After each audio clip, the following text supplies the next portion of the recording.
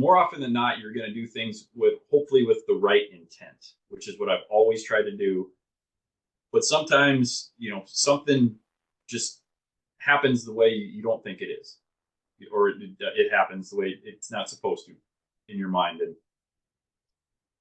And you got to get past that. And it can be hard to deal with those failures, deal with things just not going the way you want. And we can all have our bad days.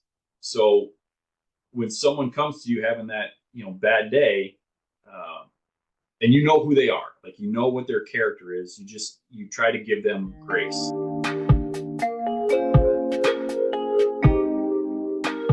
Hello, everyone. Welcome to another episode. Today, we have the pleasure of having Brad Schwarz here. Brad, how are you doing today? I'm doing great, Arman. Thank you for having me.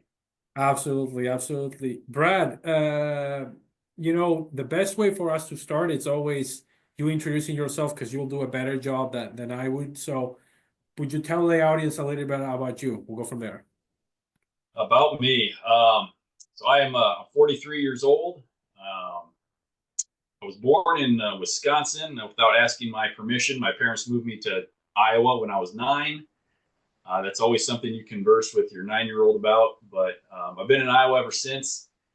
I was a college athlete, so I learned a lot about kind of hard work and discipline and trying to do everything I can to be on the field and be part of the team or be part of the starting lineup.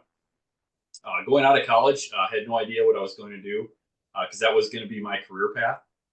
I tried out for some professional teams, but what I learned was there was a lot of other people that were just as good, if not better, than I was. So that was a humbling experience, but it was a lot of fun. And then I kind of did a few things before stepping into the insurance financial arena industries. Wound up getting my insurance license. I was doing some sales for a little bit of time, and then wound up getting hired by a company that I've been with for about 18 years now. So they deal a lot in the retirement, safe money, financial services type of arena, and it's been great. I'm surprised how much I've enjoyed it, the learning experience. But then I've also had this little passion about health and nutrition. Always been into working out, trying to be the best athlete, the best on the team, physically look good, feel good, and it's just evolved over time. I wound up getting into a kind of a startup group fitness franchise experience, which has been an experience. I'm no longer in that field, but it's been a lot of learning. But it's helped drive me to learn even more about health and nutrition because it's like one of the biggest problems, at least in America. I don't know about the world. I think Europeans have got it pretty good at times because you don't have all the chemicals and nonsense that we do here in our foods. But it's definitely something that hopefully is getting corrected, but people just don't know, and it's something I'm just kind of passionate about helping educate people and getting them to better understand it, or if it's not for me, at least getting them to the people that they relate to, so they can feel better and not have to worry about their health and their future. Makes sense, Brad. So earlier you told me off camera that soon it will be 18 years that you've been with this company. And so I would love to know a little bit about, you kind of told us how you started, but where you are at today, like 18 years later, tell us a bit about because I like the listeners to hear a bit about where you are in terms of accomplishments and what you've been able to do these 18 years. And then we'll go into the keys for you getting there. Certainly. So I really started at the bottom.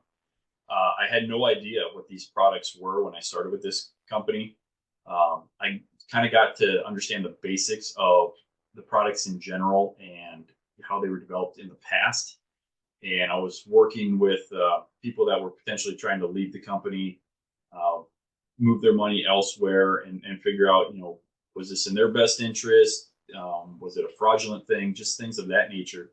and then got the opportunity to go into kind of sales and marketing, mainly from a cubicle on the phone type of situation.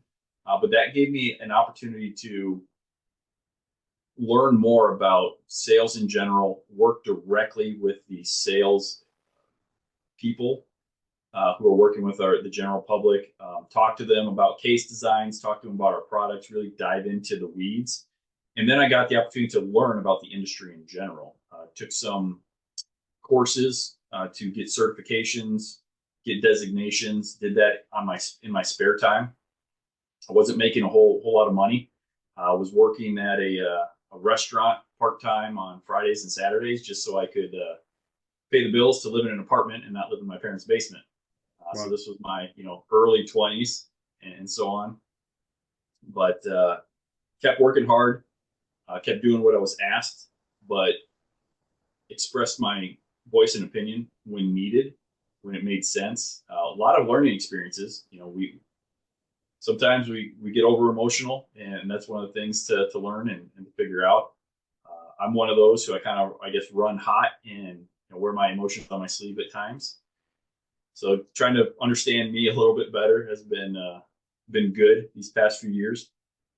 But got the opportunity to travel a little bit more and go across the country here in the U.S. to meet with our advisors face to face, be at marketing organization events. These are groups that kind of bring us, the financial advisors, to contract with our company and utilize our products.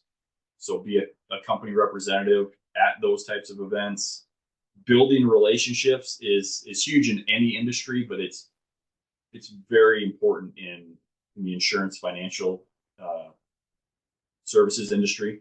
So that's a big thing, is just building the right relationships, doing what you say you're going to do if someone asks for your help.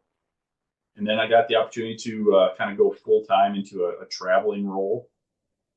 Been in that role for about 10 years now, and go out to the northeast part of the country here in the United States and encourage people to use our products when they're helping solve solutions for their clients, and be a good representative of the company when I can be, and I'll do everything I can to help and solve problems and put out fires to our financial representatives, and just be a good friend, just be a good person to them. Makes sense. So the way you talk to other advisors with the goal to have them sell your product, correct? Yep. So I've got to kind of know the ins and outs of our product, which has been very helpful to be at the company for as long as I have, because there's been so many iterations of the product. They've changed so much over the course of years as the industry has changed, as regulation comes to be part of it. So knowing kind of the ins and outs is very helpful. The advisor will come say, hey, I met with this specific client. This was kind of their problem. This is what they're trying to fix. How does your company and your product work to solve these problems? And then we go over it, kind of what the differentiators are between my company's products and the competition, and just make sure that we're the right fit and we're helping out where we can. Makes sense. Well, that opens two questions for me. The first one is, could you tell me, I'm sure you have these stories where, one relationship turned into a lot of business for you, whatever that means, and how did that happen? Because sometimes it's, I don't know, when we least expect it, you develop that relationship, especially in your field. I understand that maybe you get the right connection and that opens immense doors for you once they start to trust you. So could you tell me some of those stories? Sure. There's a group in Massachusetts that I've actually gotten to be really good friends with. And that's a tough thing. I'm always, cordial with everyone. Some people you like spending time with, and some people you kind of have to within reason, but they're all good people. But this one group, I think when it became apparent that you can kind of talk openly You can kind of share what's going on personally and respect each other in that respect. I think that's where things really opened up in regards to business wise. When you can trust someone with your personal stuff and it doesn't come back in any way, I think that's the key. But always again being there for when they need you. So they would always call me and or text or whatever and preface, hey, I'm not mad. I'm not upset, but this and this is going on. Can you help? And I would do everything I could to help. I can't promise everything. I can't get everything done because I'm, here. I'm not, there yet. So, but because of the relationships internally, because of the amount of time I've been with the company, there are some things that I could potentially help navigate the waters a little bit better than others, and that's been very helpful. And that's really, honestly, I think, Arman, that's been the majority of those relationships. I just got into a new one with my top advisor now, Mm-hmm. and they typically don't let anyone in.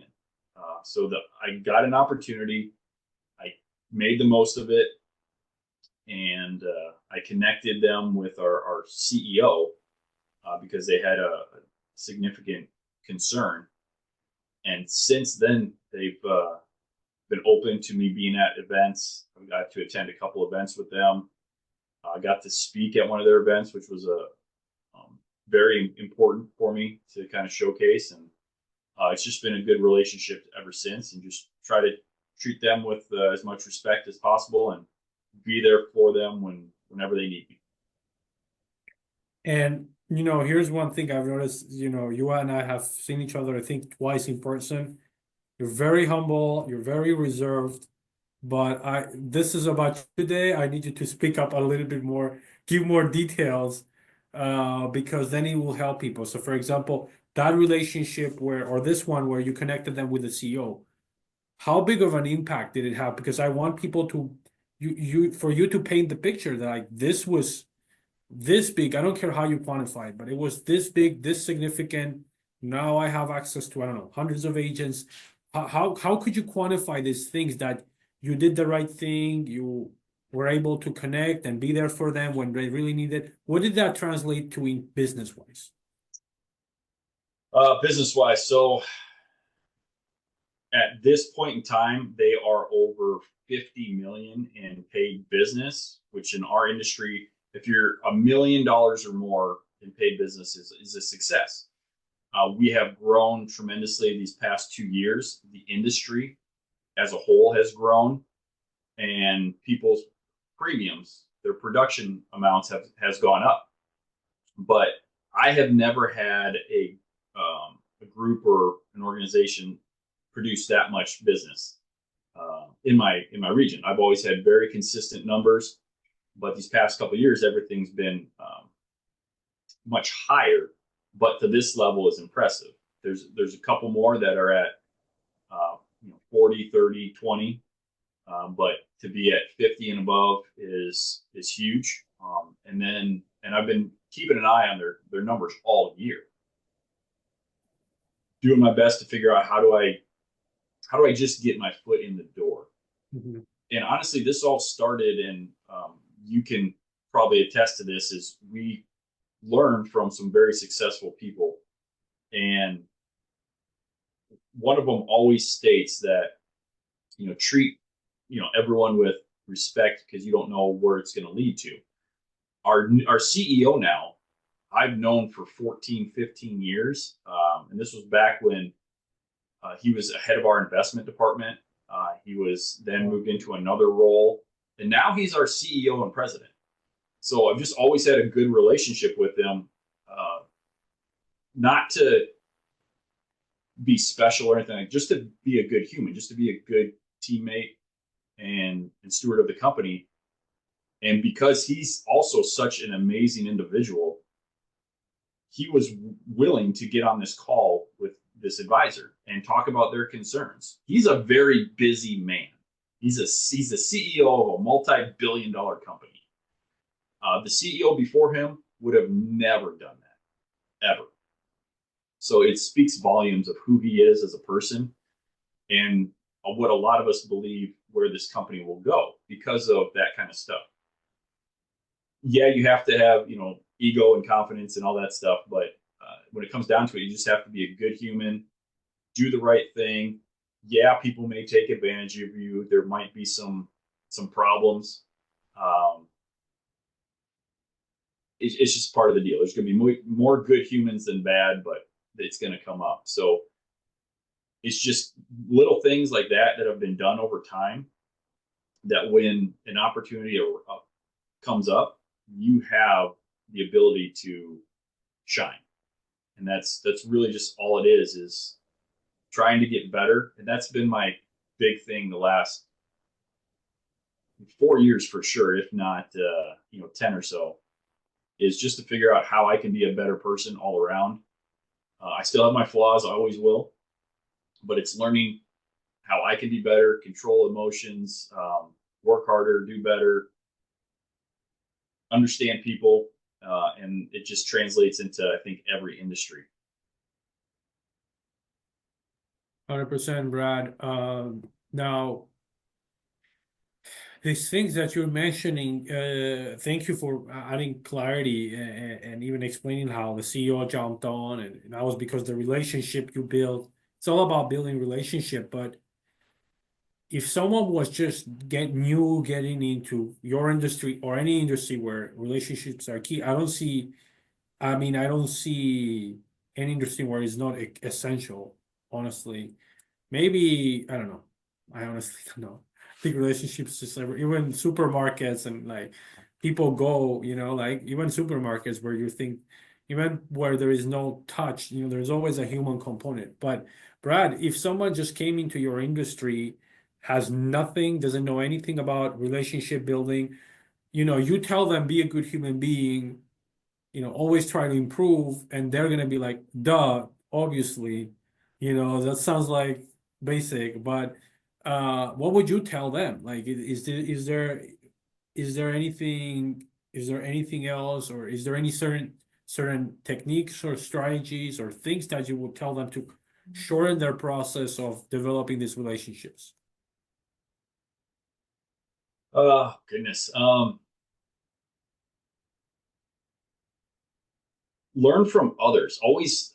So one of the things I've always done, it just kind of naturally came to me. I don't know why. It's like I would always be the guy kind of in the back observing everything. So, growing up, athlete, all that fun stuff. But my friends were the ones who were, like out in front, in your face, the life of the party type of deal. And I was just kind of always reserved and in the back. And it always kind of, watching everyone, seeing what they're doing, seeing how they act, how they interact with this person, how that affects, this relationship and all these things moving forward. And I just kind of kept doing that. So sometimes you just kind of have to close your mouth, open your eyes and ears, which has been difficult for me at times. Some of my colleagues could probably attest to. I won't shut up at sometimes, but just watching and learning, especially from people who kind of have, quote unquote, have what you have or have what you want. Watch how they do things, watch how they interact with other people, and then just figure out the industry you're in, understand your products, understand the positioning, dive deep, get a mile wide or mile deep, maybe not a mile wide, just get as entrenched as you can. And people will actually provide you paths to figure out how to improve. So I always start with, when I started in this role, there was a gentleman out in Pittsburgh, Pennsylvania. That was one of the states I was covering at the times. And we were just having general conversation, just talking like two people. And he suggested a specific kind of business coach. And it was just getting emails from them and hearing 5 to 6 minute, morning things. And that kind of started the process. I always had been told I need to read books. Like, this goes back to after college, because I hated reading in high school and college. Hated it. It's terrible. So I had to figure out how to make reading important. And it's still to this day a challenge to just want to sit down and do it. But I've done it more and more and more. And that's helped, I think, me learn, get your brain working. Your body is a machine that you have to always work with, right? Your nutrition, working out, eating right, putting the right things in your body, sleep, all that fun stuff.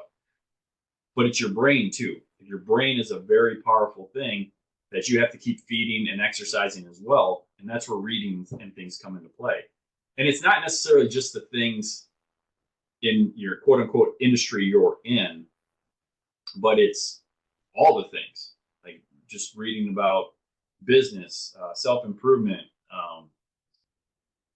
neurochemistry, financing, like anything. It's just things to help you improve, but just chipping away and reading, and then studying. Like right now, I'm also trying to learn more about health and nutrition. There's a module I was on, prior to this, because I just feel, you get to a point where you start to feel you're not doing things, you're not moving forward if you're not learning.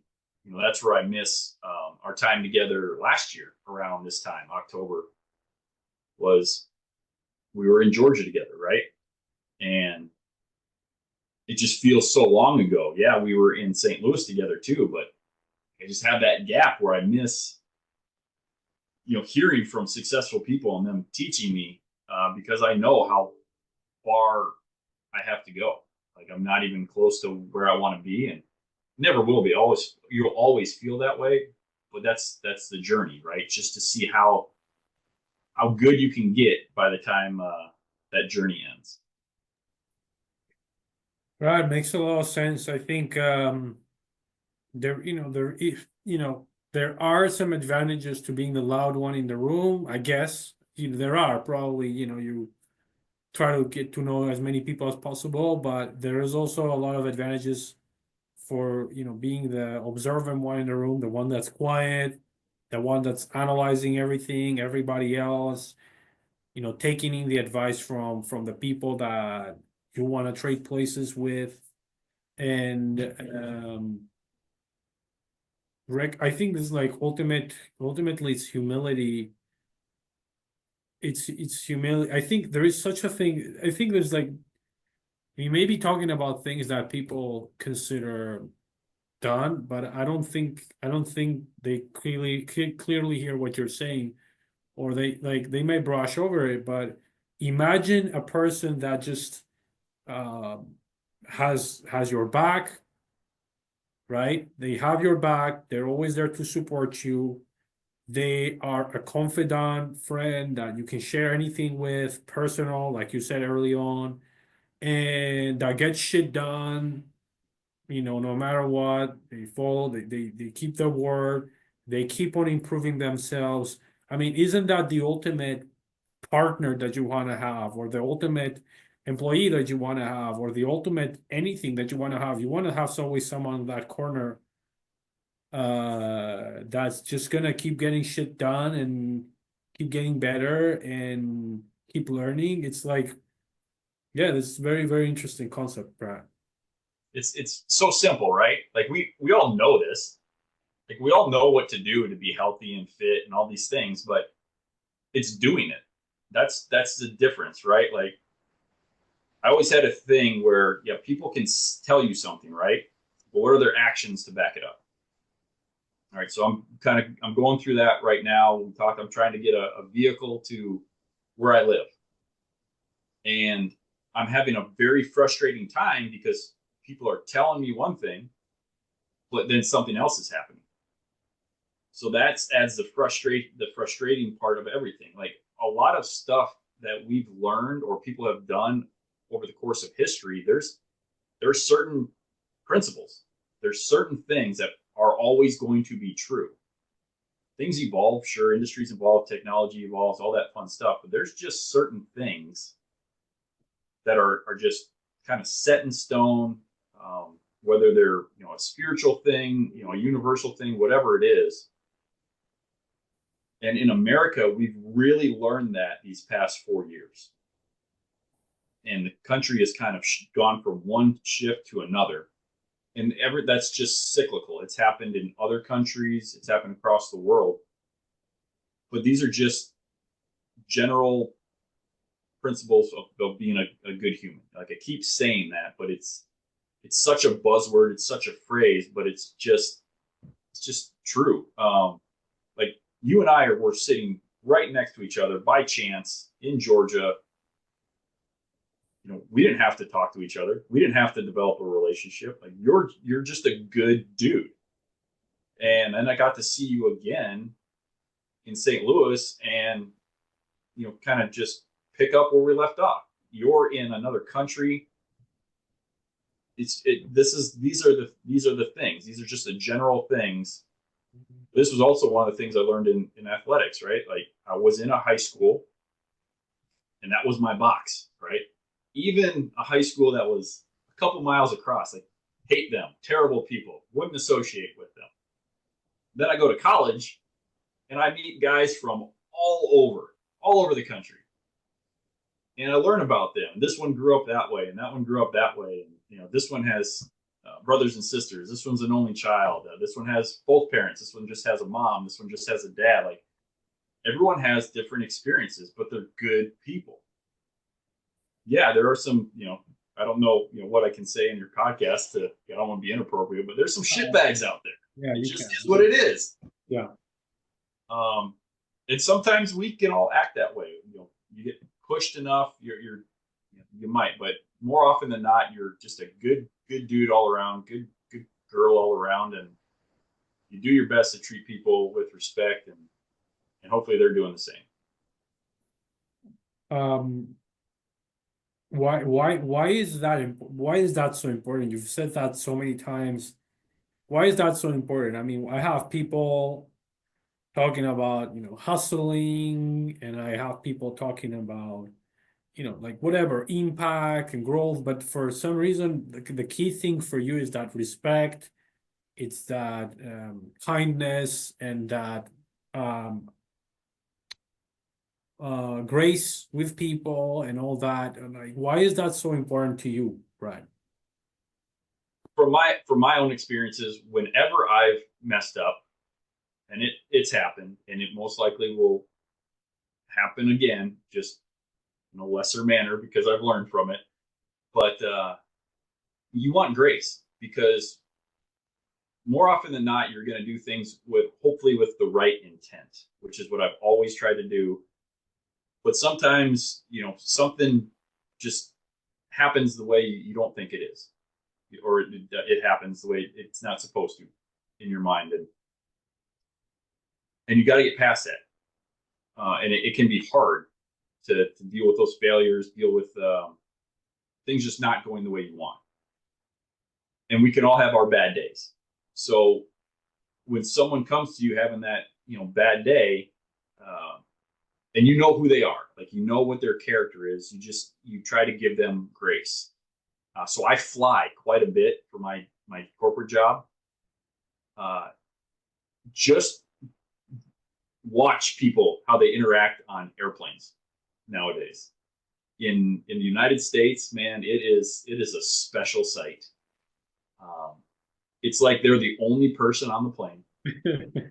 Everyone else is there second.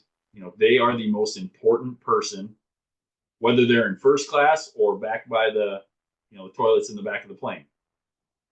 My favorite is when there's just delays for one reason or another, and now there's tight connections and all these things, and it affects the entire plane. But you'll have those special snowflakes. Hey, my plane's boarding. I gotta go. I gotta get off right now. Can I go ahead? I need to go ahead of you. Like, I'm more important than you. You have the same situation going on, but I'm more important than you are. Like, those are just the times, like, you control what you can control. We hear that just a lot of buzz phrases today from me. But things will happen, and you'll more often than not you'll get where you need to go. And if you don't, they're going to it'll get figured out. But I mean, I've seen some meltdowns in airports, and that is a tough industry. So just if you get a chance to fly, in the U.S., multiple times, just kind of watch, especially in the winter seasons. It's entertaining. Makes sense. Makes sense, Brad. I think also maybe it could be no, I think it's an incredibly amazing skill to have. Some shit doesn't really matter. Happened. You texted me or sent me an audio, I don't remember really, with some words of encouragement. That meant a lot to me, but really that shows just how you operate, and I think it's an immensely valuable skill. Probably because you have been in that situation and probably similar, right? And probably because you've probably experienced the bad side a little bit, right? You may have been under fire, whichever has been, but I think the people that are kindest have maybe just suffered or be experienced the most unkind scenarios. I don't know. Yeah, I mean, overall, I think I've been very blessed. I came from a great household. I've had great opportunities, but yeah, we all have failures in our own way. It's not a competition, right? Like some people come from very hard places. Some people have, way bigger failures compared to ours. Doesn't mean that they're worse, you're worse, they're better, you're better. We all go through things, and that's our hard at that time.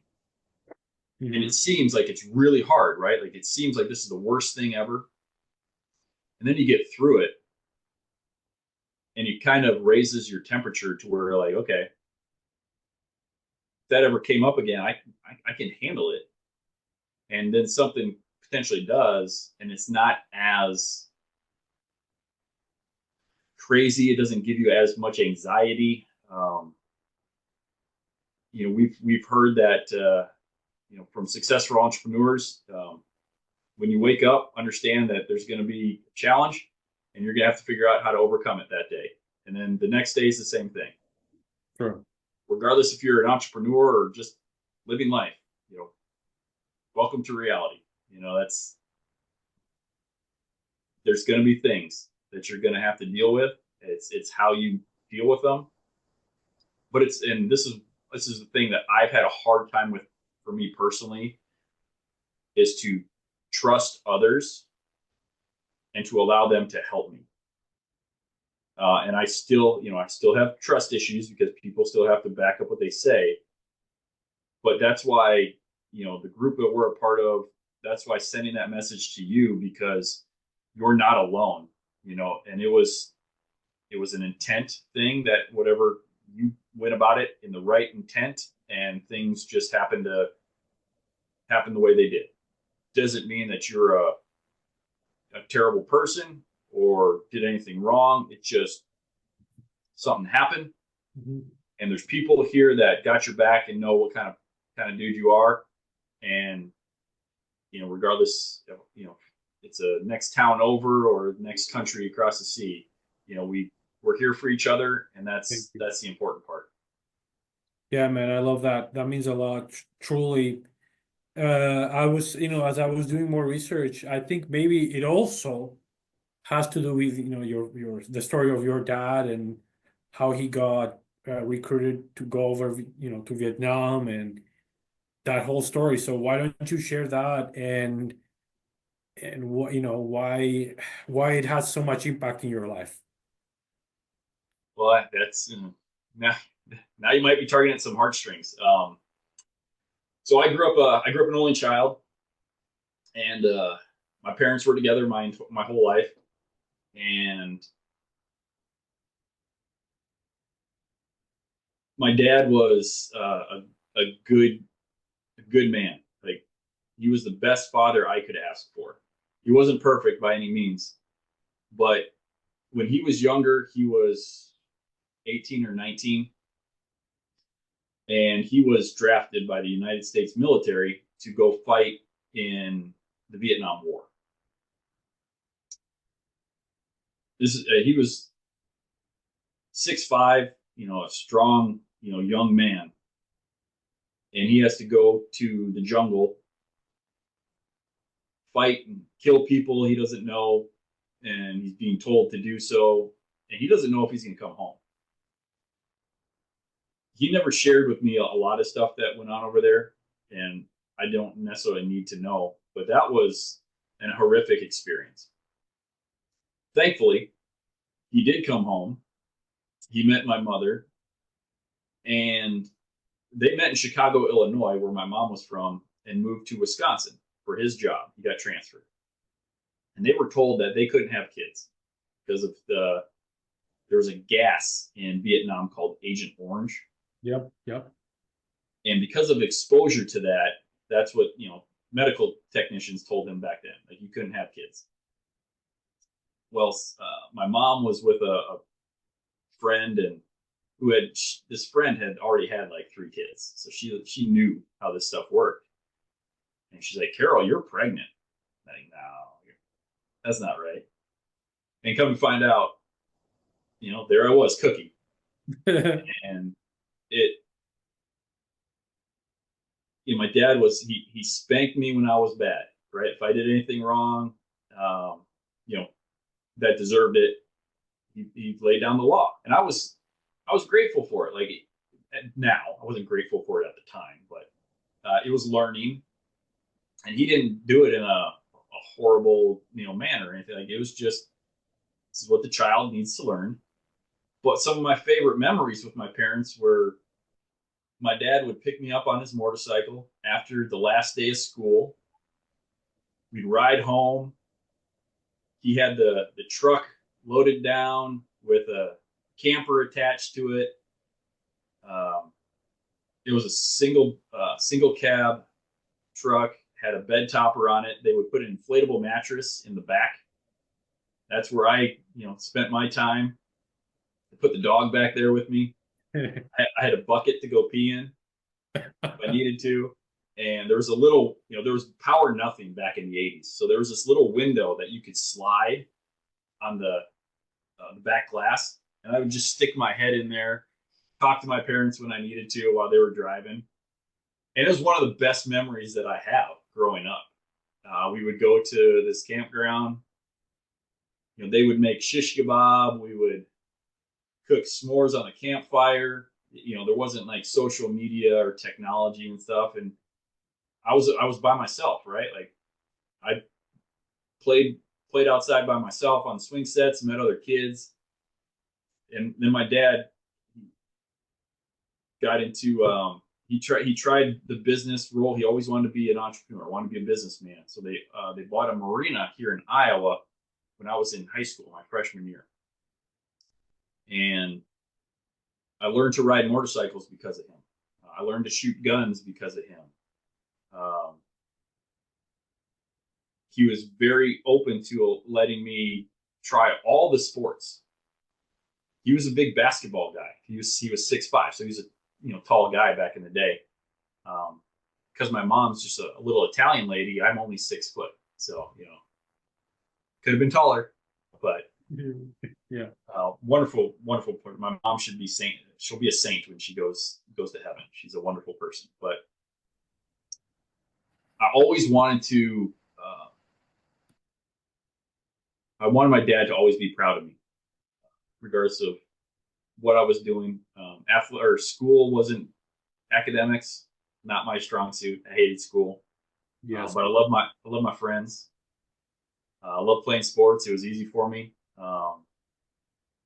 Then I got into working out and lifting weights and gotten better at sports.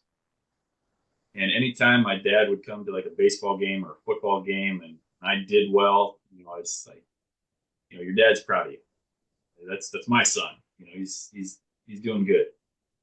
I don't have any kids, so it's just not something that I've been able to pass on. But growing up, he's your dad. When I became an adult, and kind of went out on my own, he got to be more my friend. Um, we would have talks in the garage, ride in the car. He drove down to kind of the very bottom of Missouri where I was playing baseball, which is probably 10, 12 hours away from Iowa. And I hopped in the truck with him versus riding on the bus back with my schoolmates, my teammates. My coach was nice enough to let that happen. And I just love the man. Miss him a great deal. I miss having conversations with him, Yeah. bouncing ideas off of him. He wasn't a quote unquote successful person, but he was a wonderful human to me, to my mom. Friends were like family. They always instill. Maybe that's a good call on your part. Maybe this is where I get it. Is they were always there for their friends. Their friends ever needed anything, they were there to help. So I got that. Clearly, I got that from my parents, because family is so important, and sometimes family's tough. They can be challenging at times, but as being an only child, I think that's where my friends kind of became like family. Mm-hmm.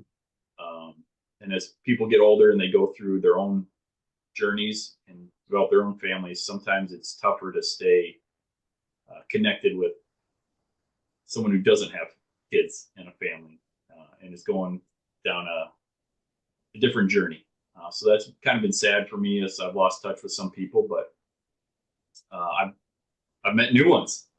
True. There's new people in my life now that I think the world of, and I look forward to building those relationships and learning from, because I've got a long way to go. But yeah, my dad's a good dude. Yeah, man. What an amazing story, Brad. I think those who us this is a reminder for those of us who still have them, to like it really, like I saw this thing, Brad, the other days. In this case it will be with your mom's. I understand your mom is still with us, correct? Yes, sir. It would be with your mom or me and my parents. It's like we don't have 10 years with our parents. We have 10 times that we're gonna see them once a year, and that's pretty much it. It's a very interesting way to see things. It's a great reminder to create those memories. You and I, a lot of us, we can get busy in the work, in business, but creating those relationships, creating those amazing memories. I think all you talked about was amazing memories that just are gonna stay with you forever. So my takeaway is, like, okay, great. Can we keep creating memories until our time is over, here? So that was one of my takeaways. Another one is, like, because what I make out of your situation, the positive, is because you've been an only child, and because you guys were always there for others. I think that probably has given you a stronger sense of help and family with partners, friends, whoever that you were around with. Like, whereas I would get someone who has, like, brothers and sisters, they would get more like that family feeling within inside. I think that's also a superpower where you can, like, develop that with business people, like with people you work with employees. If your employees, your team becomes your family, that's just infinitely more powerful than just, oh, this is the people I get to work with and I have to live with them, right? Yeah, and I mean, you make some really good points. There's some people where you'll just they have certain energy where you just gravitate to, and it's just like instantaneous. There's some people where it's just going to be a challenge, and you might not, you might butt heads, but even if you're in the business world together, you still have to. I had teammates I didn't really like. It just is what it is. But you're still battling together. Like, you still have to go to work. You still have to go to battle together. But more often than not, yeah, you'll find great people anywhere. You just have to be open to it. And sometimes it's those people maybe you don't think you do connect with. When you do find common ground, watch out. You know, you're gonna be good people. An old colleague of mine who's 20 years older than me, when I first started in the marketing sales role at the company I'm at, like 17 years ago, him and I butted heads because this is what I was told to do, and I did it, and it kind of raised the bar, or it made other people kind of, like, dude, you're working too hard. You're gonna get burnt out. You gotta stop doing that. I'm like, I'm the wrong person for you to tell that to. Like, I'm gonna push as hard as I can. I'm gonna be competitive, and I'm gonna do what I can. And we butted heads. We're here and there, but we became probably some of the best friends within a short period of time after that. And we're still in contact today. Just one of my closest friends, and that's where things, good things can potentially come out of conflict. You just have to be willing to go down that road and to battle a little bit. Yeah. Very true. Very true, Brad. Well, what an amazing conversation. As we wrap up here, what advice do you want to close up with, for any business owner or young guy that's just trying to get into the game? Find like-minded people. You may not find them in your backyard.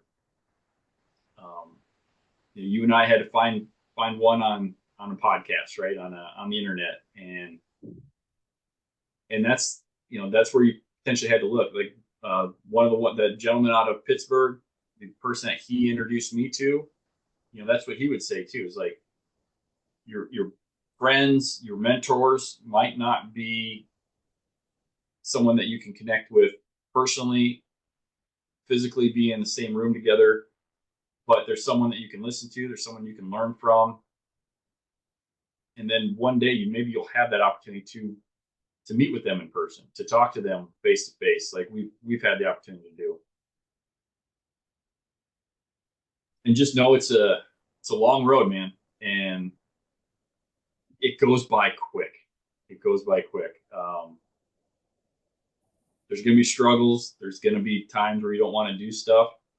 We're all in that mode. Some people are much better at navigating through it than others, and that's potentially why they can move forward faster than some of us. But just keep going. I think that's one of the other things. 18 years with this company, a lot of people have come and gone. Very true. If you can just stay the course, stick it out, there's going to be times where you do not love it.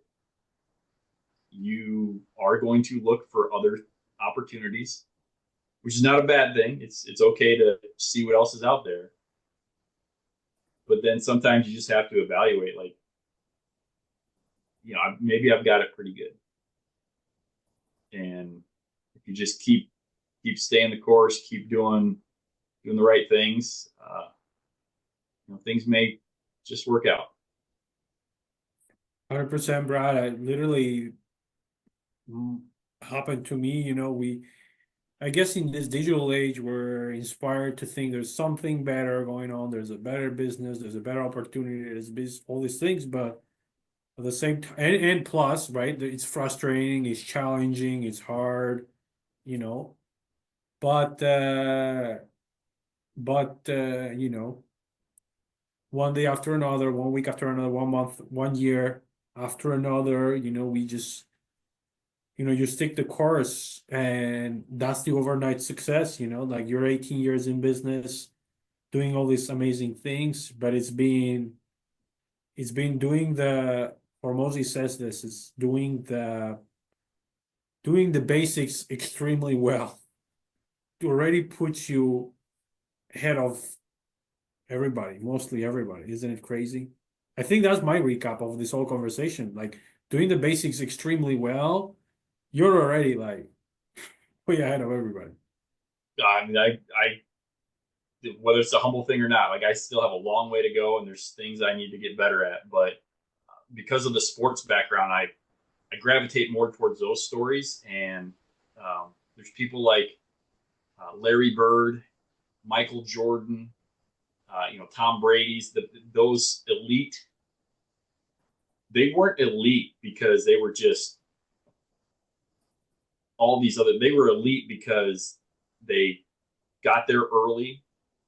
They shot basketballs. They threw footballs. They went to the gym. If you ever get the opportunity to watch the Last Dance series on Michael Jordan and it was a '98 Bulls, They're amazing. Yeah. incredible, incredible. But it's just highlights and showcases Michael Jordan as an individual, where he came from, where he ended up, and you can see where the change was made. The change was made not because he was always a great basketball player when he got to the pros, and they kept doing well and improving, but they got to this one team and this one time in their life, and they just could not win. They couldn't move on to the finals. They couldn't get over the hump. And Michael Jordan changed and started lifting weights. So he was already a good basketball player. There was something small he needed to tweak in himself. And for him, it was just getting stronger, adding on some weight. And then because he was the example, the rest of the team did that. And then the following year, they won their first championship. And then they won their second, and then their third, because they set the bar, they set the standard. They were all good basketball players. They had to do something else to get them to be champions together. So that is probably hands down one of my favorite things to always watch. Like if I'm just feeling a certain way, man, all right, let's put on The Last Dance because I'm kind of down in the dumps. I need to pick me up. Yeah, Brad, that's such good advice. That is such good advice, seriously. I've watched it 2 times and you like when you're a cleaner, which is how Glover. Grover defines it. When you watch that, it's basically you're watching yourself. I mean, I don't want to sound like egotistical, but what you're watching, at least the same mindset of like you're watching someone you can relate to, let's just say, right? You're watching someone you can relate to through the ups and downs and everything. And it's in wow, Brad, I agree 1,000%. I think now there's a lot of people that, sales has not been going the way it should be, economy's slow, people are saying all these things, now is the time to watch it, go back to basics of and watching everything that was done in the last time. That's amazing. I agree. Brad, I've not seriously. Now let me ask you this, because you probably have more culture in this.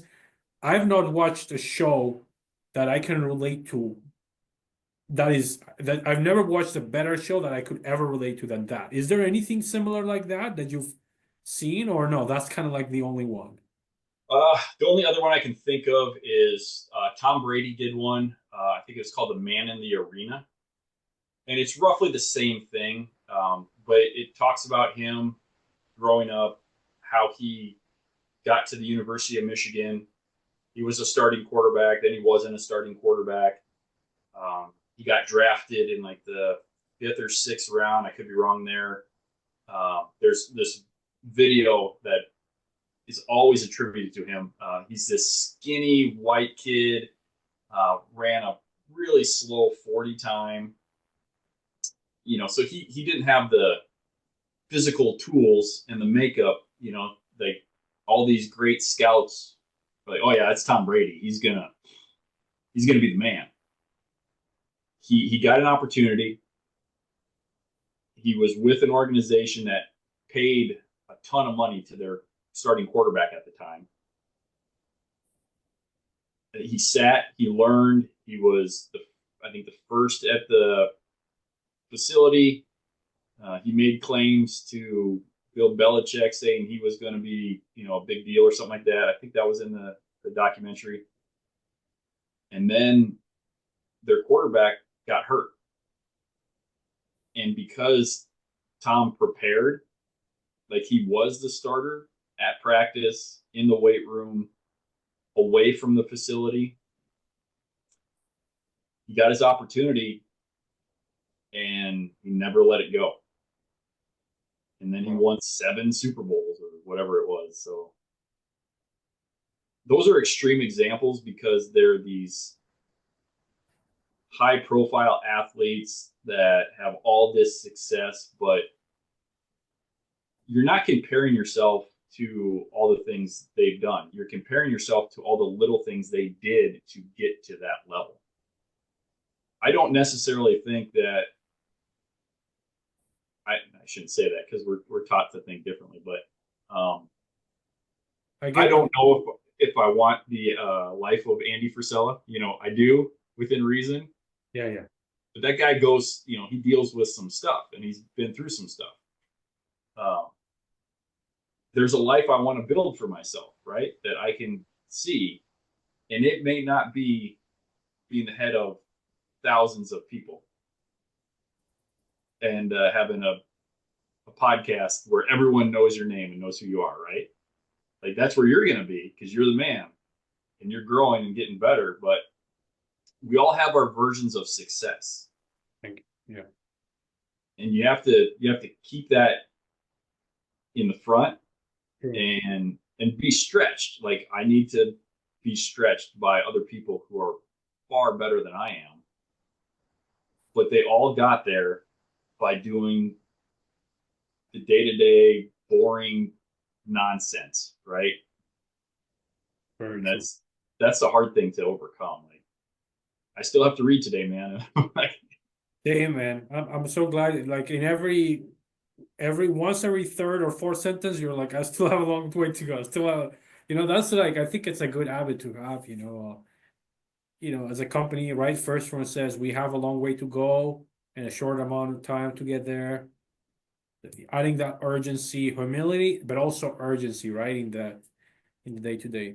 Brad, I love this. This has been such an amazing conversation. Seriously, I think I should have done this before, but since we're here, where can go people and then like just find more about you and just follow you? Oh goodness. Social media has always been a fun thing for me. I'm trying to get better at it, but I'm on Instagram and Facebook. What my handles are, man, I couldn't tell you off the top of my head, but my profile picture is me in some sunglasses. So I've got a red or a black RT shirt on it. I could find it real quick, but I think I have it. It's Schwarz _ Brad is what I have on my end. There you go. So anyway, if not, he's on Facebook. You guys know me. But yeah, we'll put the right handles as we publish it as well, Brad. Regardless, thank you so much, Brad. Again, it's been a pleasure having you, seriously. And for everybody else listening, feel free to share if this was helpful, and we'll catch you another episode. Thank you so much. So good seeing you, man.